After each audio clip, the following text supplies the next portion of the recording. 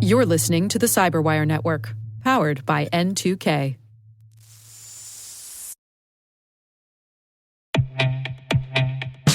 AI adoption is exploding, and security teams are under pressure to keep up. That's why the industry is coming together at the DataSec AI Conference, the premier event for cybersecurity data and AI leaders, hosted by data security leader Cyera.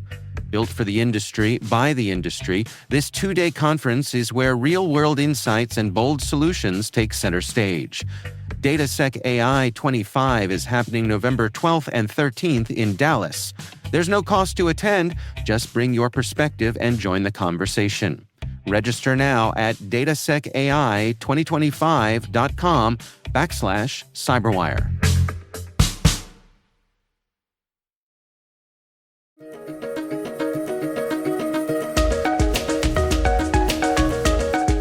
Hello, everyone, and welcome to the CyberWire's Research Saturday. I'm Dave Bittner, and this is our weekly conversation with researchers and analysts tracking down the threats and vulnerabilities, solving some of the hard problems, and protecting ourselves in a rapidly evolving cyberspace.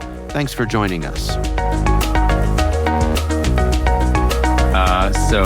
Phantom Taurus is a newly identified, what we call a state-sponsored Chinese espionage group.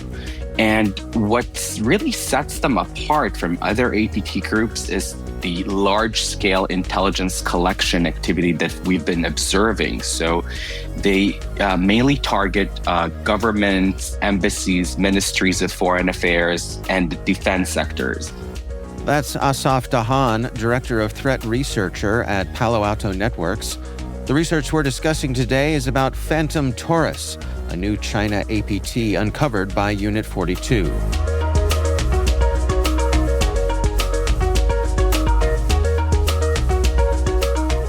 We've seen them in a number of geographies, spanning from Africa, the Middle East, and Asia. It's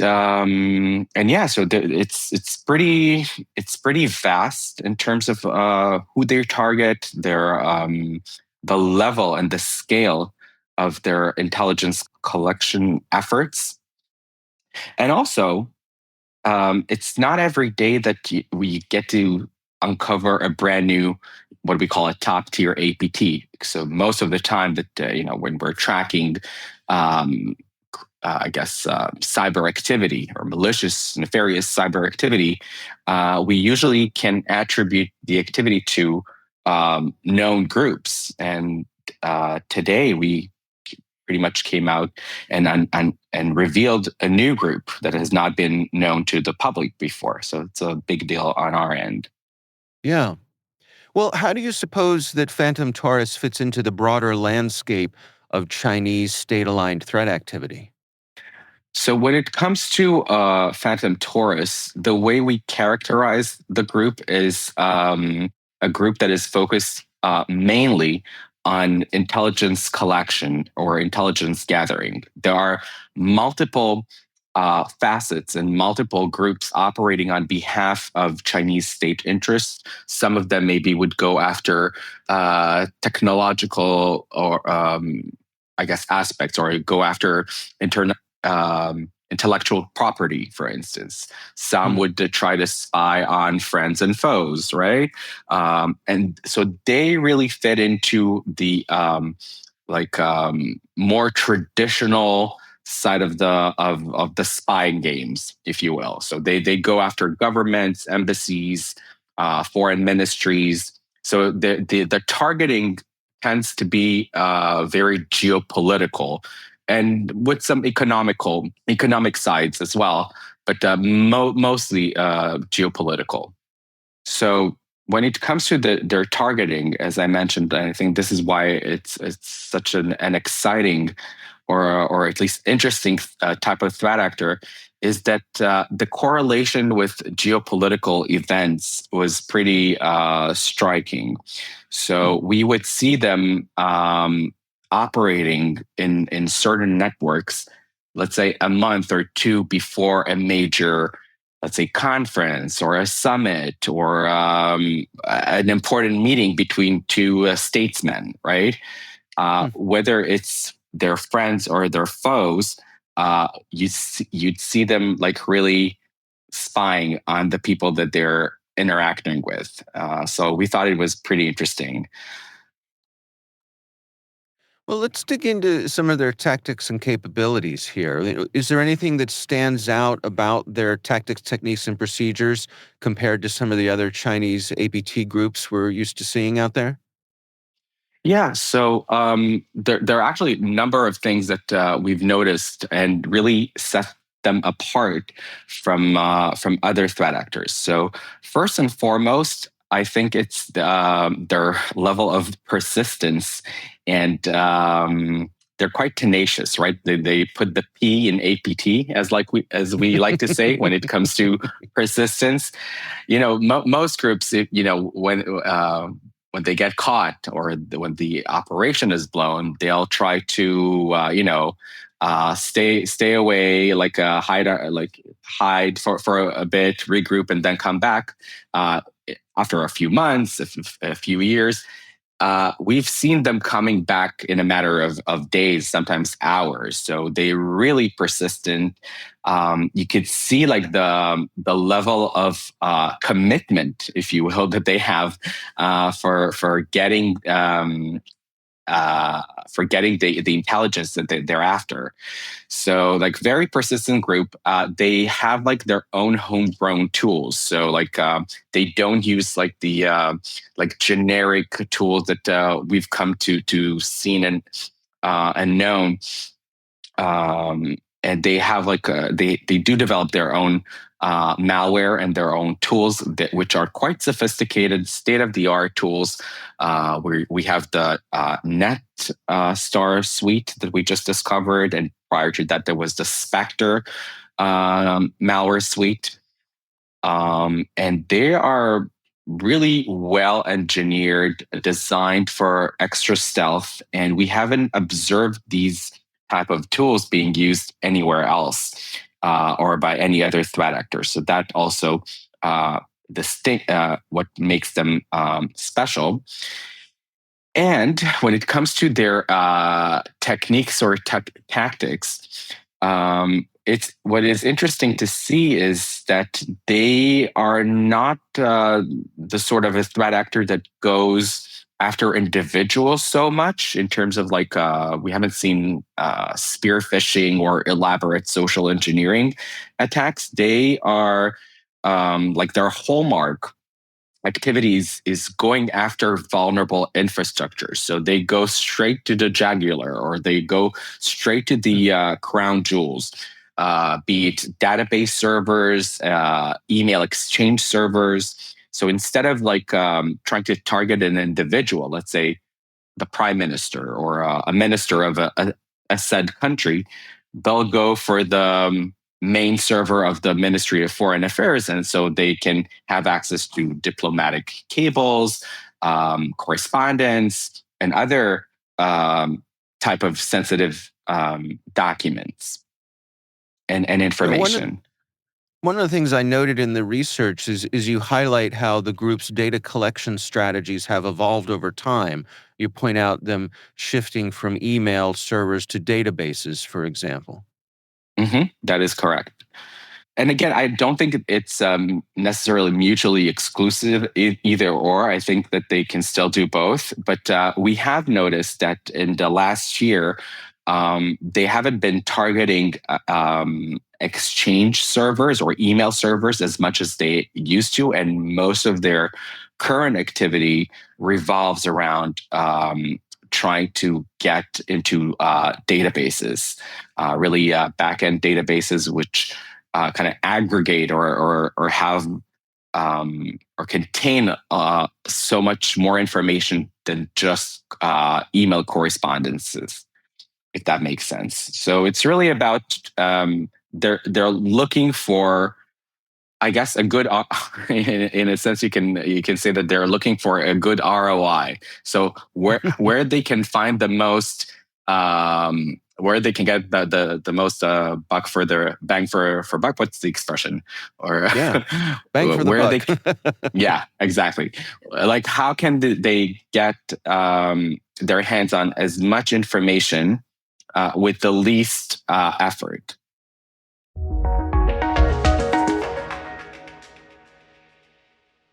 We'll be right back. And now, a word from our sponsor, ThreatLocker, the powerful zero-trust enterprise solution that stops ransomware in its tracks. Allow Listing is a deny-by-default software that makes application control simple and fast.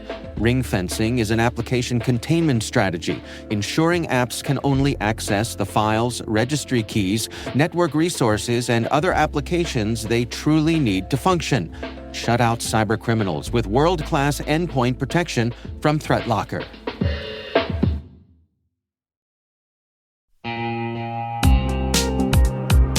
At Thales, they know cybersecurity can be tough and you can't protect everything. But with Thales, you can secure what matters most.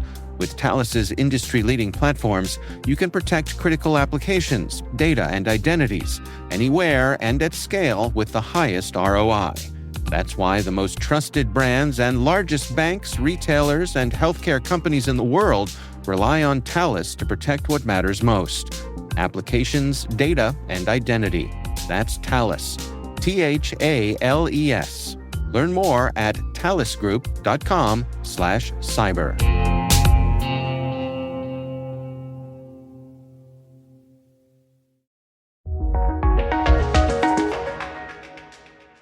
Well, can you take us behind the scenes a little bit of your own process? I mean, how did you and your colleagues determine that this was a distinct new actor rather than activity from an existing group?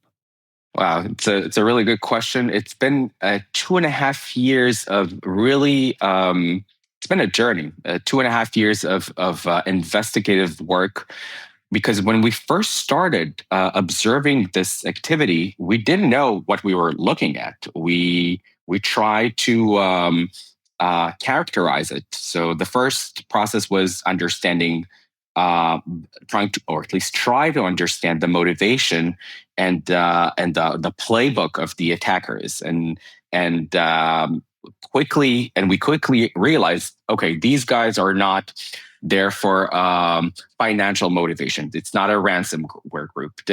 So what we could glean from their activities was that they were really after collecting information or stealing information, so we quickly understood that we're looking at an espionage group. Okay, that's fine, but there are dozens, if not hundreds, of APT groups operating in this sphere. Not just Chinese. You have so many other countries spying on each other. So, and then we started collecting a lot of data points and connecting the dots, and slowly but surely, we were able to scope it better and to notice patterns in their activity that that coincided, or it pointed us to the conclusion that we're looking at probably looking at a Chinese threat actor. And then we, over the course of 2.5 years, we implemented our attribution methodology, which is a long-term. It's based on a long-term monitoring of a given activity or a threat actor. So we started with a cluster, okay, without assigning any attribution, saying, "Hey, we are noticing an activity that is repeated in different regions of the world on different organizations," and we started clustering it. Then, after a year of monitoring this activity, we had enough evidence and enough data to elevate it to a temporary group. Now we were able to, with all the information that we were able to collect for over a year, we were able to say, "Hey, this looks like a Chinese activity." We still don't know if it's a new group or if it's like a spin-off or like a subgroup of a known group. But what we do see here is a really distinct activity, repeated patterns that we're not able to tie to any other sort of activity that we're seeing, and we're tracking and monitoring over 20 APT groups, just like coming from China, and nothing really stuck. We really tried to do these matchings and clustering. And after 2.5 years of like reviewing, carefully reviewing the information again and again and again, and trying to really look for any connection for any known groups, we were not able to find such groups, and that's why we were pretty confident in coming up with a new threat actor.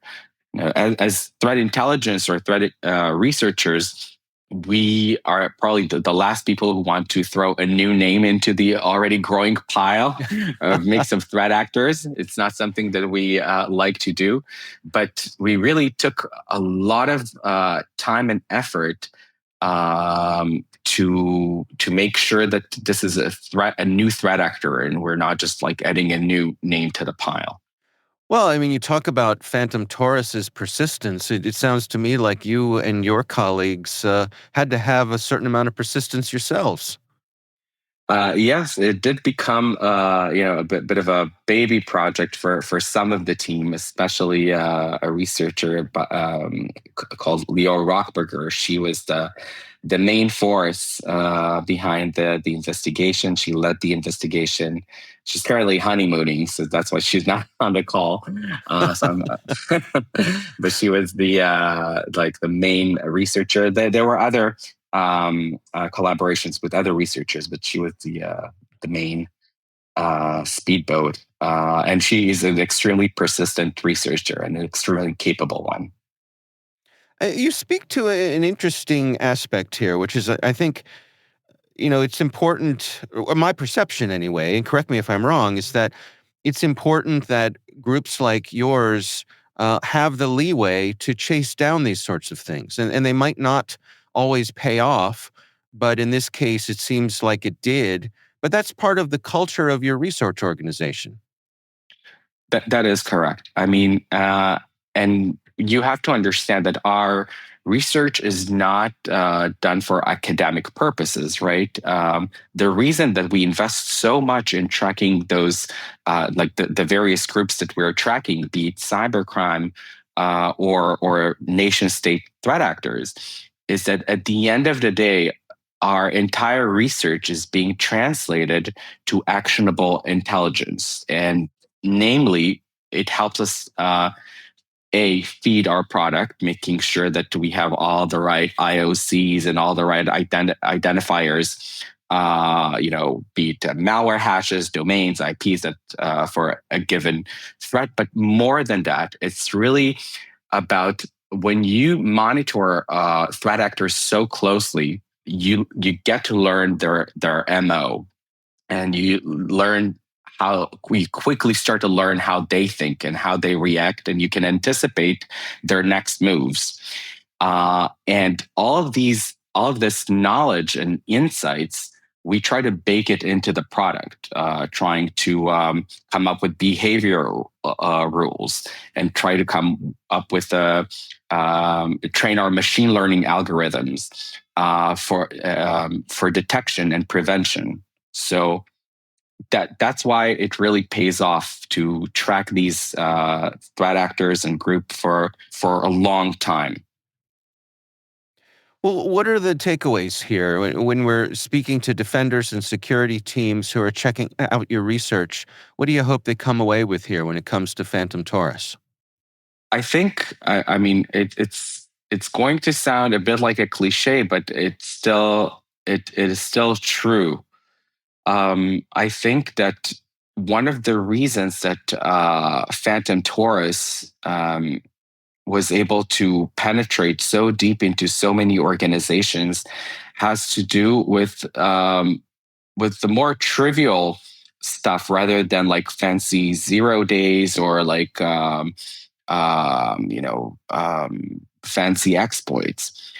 Like the root cause of 90% of their success in penetrating organizations has to do with patch management or lack thereof, outdated versions, unpatched servers. And I think I'm not going to say anything that will shock. I think the audience, but I think good IT hygiene will, it goes a long way. Not just, and again, I'm not saying that a skilled and highly motivated threat actor would not find a way to circumvent or bypass things, or even use heavier exploits like 0 days and such to get to where they need to get. But sometimes it seems like almost too easy, because the servers or or internet facing systems are not guarded enough, be it with having sufficient security tools and mitigations put in place, and also, as I mentioned, the outdated systems.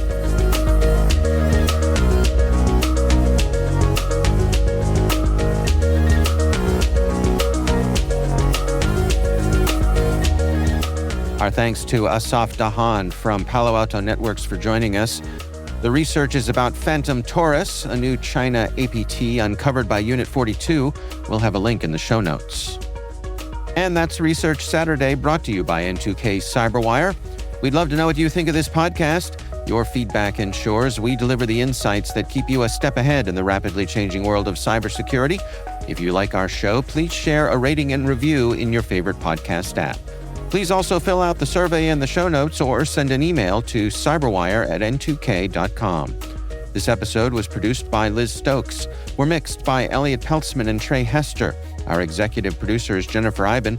Peter Kilpie is our publisher, and I'm Dave Bittner. Thanks for listening. We'll see you back here next time.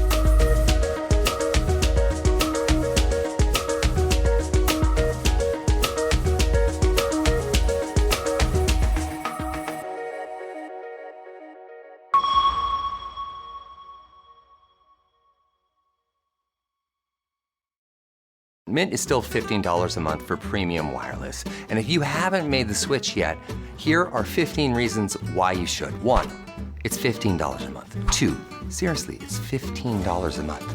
3, no big contracts. 4, I use it. 5, my mom uses it. Are you playing me off? That's what's happening, right?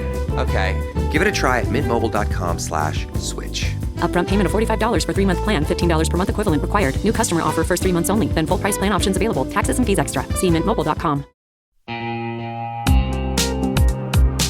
Cyber Innovation Day is the premier event for cyber startups, researchers, and top VC firms building trust into tomorrow's digital world. Kick off the day with unfiltered insights and panels on securing tomorrow's technology. In the afternoon, the 8th annual Data Tribe Challenge takes center stage as elite startups pitch for exposure, acceleration, and funding. The Innovation Expo runs all day, connecting founders, investors, and researchers around breakthroughs in cybersecurity. It all happens November 4th in Washington, D.C. Discover the startups building the future of cyber. Learn more at cid.datatribe.com.